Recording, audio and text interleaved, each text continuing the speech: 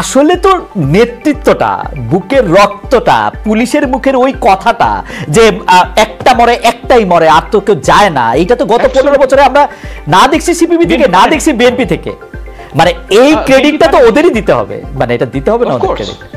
Of course credit তো তাকে দেওয়া হচ্ছেই, মানে আমি প্রথম দিন থেকে আমি বলছি যে ক্রেডিট তো তাদেরই সবচেয়ে বেশি, কিন্তু কথা হচ্ছে তাদের ক্রেডিট একক ক্রেডিট।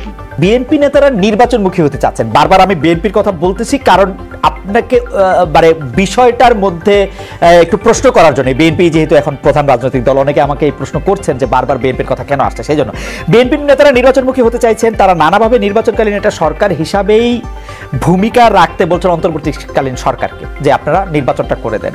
তাহলে নির্বাচন কেন্দ্রিক সংস্কারের বাইরে আর বাকি যে যে রাষ্ট্রের সংস্কারের কথা আমরা ভেবেছি বা বলেছি, তাইলে কি সেগুলি বিএনপি চায় না? আমরা কি বিএনপিকে একটা আওয়ামী লীগের মতো সরকার হিসেবেই পাবো? মানে জুলাই আন্দোলনকারীরা যেরকম ভাবে বলছেন আর কি, যে আমরা আরেকটা রাজ পরিবারকে ক্ষমতায় বসাতে চাই কিনা। Absolutely not. কারণ হচ্ছে গিয়ে মানে আমি মনে করি না যে বাংলাদেশে ভবিষ্যতে আরেকটা আওয়ামী লীগ হওয়া সম্ভব হবে, মানে অ্যাট লিস্ট ফোরসিয়েবল ফিউচার।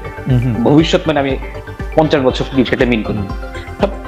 এখানে আপনাকে বুঝতে হবে যে BNP is the biggest part of this as a political party. They are the biggest party of this ছাত্র আন্দোলন।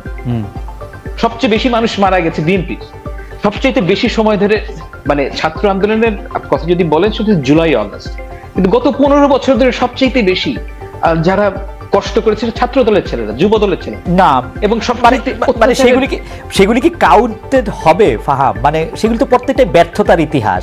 এই অক্টোবরেই তো মানে 2টা-4টা বোমা সাউন্ড গ্রেনেড ফোটার পরে পুরো এত বড় সমাবেশ বন্ধ করে বিএনপি চলে গেল। বিএনপি তো আসলে কিন্তু ব্যাপারটা হচ্ছে যে এটার মধ্যে তো অবশ্যই ব্যর্থতা আছে, কোনো এটা অস্বীকার করার কোনো উপায় নেই। কিন্তু দ্যাট ডাজন্ট মিন যে পিপলস ম্যান্ডেট এখানে আসছে না। জনসমর্থন বিএনপির ছিল না, বিএনপির হিউজ জনসমর্থন ছিল, এবং সেটা হয়তো নির্বাচন হলে আপনারা বুঝতেও পারবেন। আমি শিওর না, কিন্তু গত 28 অক্টোবর যা আমি দেখেছি তাতে মনে হচ্ছে যে তাদের হিউজ পপুলারিটি আছে। তো কথা হচ্ছে যে তারা তো ফ্যাসিস্ট, তারা আগেও তো কখনো এই রাস্তায় ওঠে নেই, আওয়ামী লীগের রাস্তায়, এবং তারা তো প্রতিবার বলছে যে আমরা তাদের, আপনি যদি 31 দফা দেখেন এবং তারা যেই সংবিধানের যেই পরিবর্তন চান সেগুলো কিন্তু অ্যাকচুয়ালি খুব ভালো, মানে সারা তো প্রমিস করছে আমরা এগুলো করবো, রাইট। কিন্তু আমার প্রশ্নটা অন্য জায়গায় ফাহাম, মানে রুহিন ভাই আমাদের শুনতেছেন, আমার প্রশ্নটা হচ্ছে যে ছাত্র জনতার যে এই মানে যেটাকে বৈষম্য বিরোধী ছাত্র আন্দোলনকে যেটাকে নেতৃত্বের কথা বলা হচ্ছে, প্রফেসর ইউনূস বলেছেন যে ছাত্ররা আমাদেরকে চাকরি দিয়েছে, ওইটা যদি ধরে নিই যে ওদের এই আন্দোলনটার মধ্যে সবচেয়ে বড় দল বিএনপি, আপনি এখন বলছেন, অনেকে বলছেন যে আমাদের সবারই তো অংশগ্রহণ করতেছে, আমরাও দাবি করছি আমাদেরও কিছু জিনিস ছিল, আমরা এটা বলছে, কিন্তু আসলে তো নেতৃত্বটা, বুকের রক্তটা, পুলিশের মুখের ওই কথাটা যে একটা মরে একটাই মরে, আর তো কেউ যায় না, এটা তো গত 15 বছরে আমরা না দেখছি সিপিবি থেকে, না দেখছি বিএনপি থেকে। মানে এই ক্রেডিটটা তো ওদেরই দিতে হবে, মানে এটা দিতে হবে না ওদের ক্রেডিট।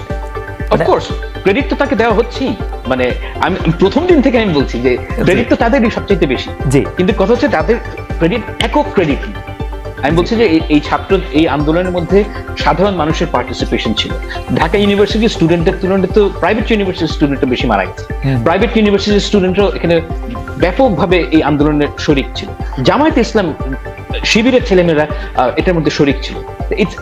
পুরো দেশের মানুষ যখন একত্র হয়েছে তখনই এই আন্দোলনটা তার যে অভিষ্ট। অ্যাবসলিউটলি।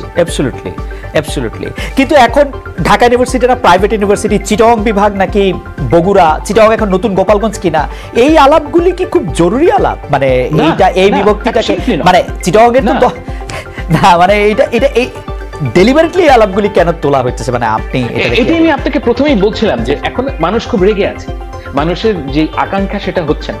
কারণ হচ্ছে যে বাংলাদেশের তো এই যে সংস্কারের কথা আমরা বলছি, অর্থাৎ নর্মালসিতে ফেরত আসা, এটা একটু সময় লাগবে।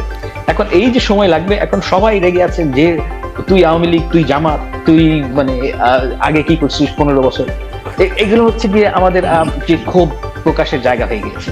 এখন এখান থেকে বের হতে সময় লাগবে, এবং আমার বাংলাদেশের মানুষকে ধৈর্য ধরতে হবে। এই ধৈর্য ধরা ছাড়া কোনো উপায় নেই।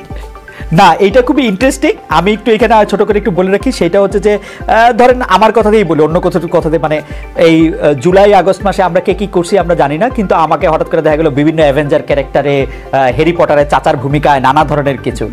তো ওরা প্রত্যেকটা ব্যাপারে আমার জন্য অনেক বিব্রতকর ছিল, কিন্তু ইদানিং আবার শুরু হয়েছে যে দেখি যে এক পক্ষ মাঠে নামছে, তারা বলতে চায় যে আপনি অগাস্টের আগে কোথায় ছিলেন, আপনাকে তো দেখিই নাই।